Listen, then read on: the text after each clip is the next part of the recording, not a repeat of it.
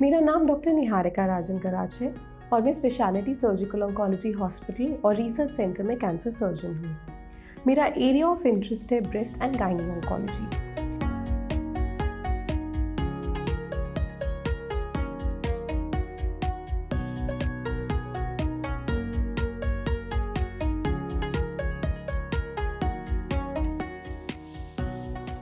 कि breast cancer की surgeries के बाद आपको क्या ध्यान रखना चाहिए। तो अगर आपने ब्रेस्ट कैंसर के लिए ऑपरेशन कराया है, ब्रेस्ट कॉन्जर्वेशन या पूरा ब्रेस्ट निकालने का यानी कि मैस्टेक्टमी, तो उसके बाद आपको क्या एक्सपेक्ट करना चाहिए, क्या ध्यान रखना चाहिए। अगर आपकी ब्रेस्ट सर्जरी जैसे कि मान लीजिए आज हुई है, तो यूजुअली अगले दिन तक या उसके अगले दिन तक डिस्चार्ज मोस्टली हो जाता है। अब ब्रेस्ट सर्जरी के अगले दिन से सब खाना पीना नॉर्मल सब शुरू भी हो जाता है। ब्रेस्ट सर्जरी सुपरफिशियल सर्जरी है, तो बहुत ज़्यादा ड्रेन्स या बहुत ज़्यादा प्रिकॉशंस नहीं है, पर सर्जरी के बाद नीचे से 2 ड्रेन ट्यूब ज़रूर निकलती हैं।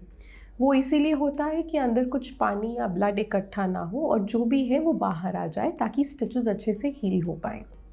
वो ड्रेन ट्यूब्स यूजुअली 7 से 10 दिन तक रहती हैं। इसके लिए हमें आपको 7 से 10 दिन तक हॉस्पिटल में एडमिट रखने की ज़रूरत नहीं होती।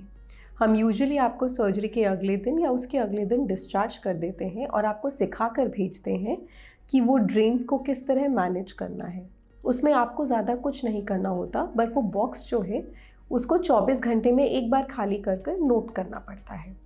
वो इसलिए ताकि हमें पता लगता रहे कि वो कैसे कम हो रहा है। जब वो 3 दिन से ज़्यादा 50 या 50 ml से कम रहे तो हम वो ट्यूब्स निकाल सकते हैं। ये यूजुअली 7 से 10 दिन के अराउंड ऐसा होता है जब आउटपुट कम होना शुरू हो जाता है और हम ट्यूब्स निकाल सकते हैं। जब हम आपको छुट्टी देंगे, हम आपको सिखाएंगे कि वो बॉक्स को कैसे एम्प्टी करना है और कैसे मेजर करना है।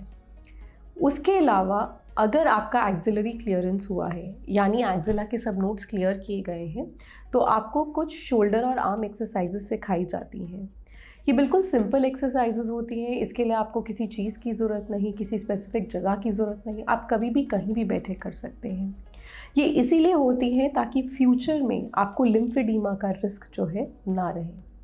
आजकल तो एक्सिलरी क्लियरेंस के बाद लिम्फा भी किया जा रहा है। अगर लिम्फा किया जाता है तो वो एक्सरसाइजेज जो है इमीडिएटली नहीं शुरू होती हैं, लाइट एक्सरसाइजेज ही शुरू होती हैं और बाद में थोड़ी ज़्यादा एक्सरसाइजेज बताई जाती हैं।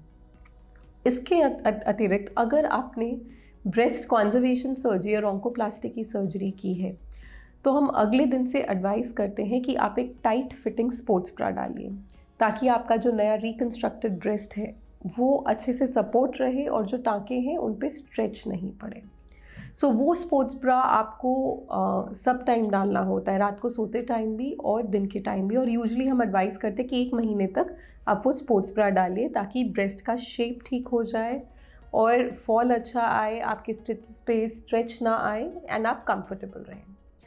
तो इम्पॉर्टेंटली आपको ये चीज़ें बताई जाती हैं। अगर ब्रेस्ट कॉन्जर्वेशन क्या है तो स्पोर्ट्स ब्रा, ड्रेन केयर कैसे करना है, और अगर एक्सिलरी क्लियरेंस किया है तो शोल्डर और आर्म एक्सरसाइजेस कैसे करनी है।